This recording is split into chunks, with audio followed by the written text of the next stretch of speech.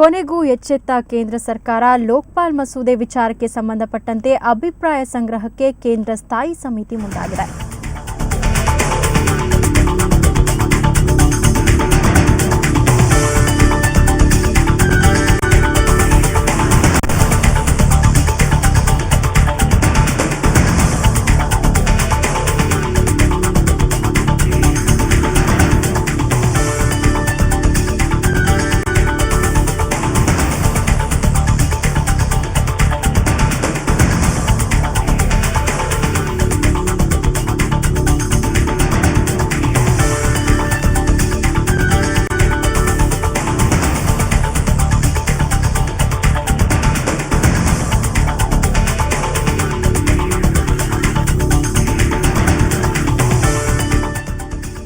ಲೋಕಪಾಲ್ ಮಸೂದೆ ವಿಚಾರಕ್ಕೆ ಸಂಬಂಧಪಟ್ಟಂತೆ ಕೊನೆಗೂ ಕೇಂದ್ರ ಸರ್ಕಾರ ಎಚ್ಚೆತ್ತುಕೊಂಡಂತೆ ಕಾಣ್ತಾ ಇದೆ.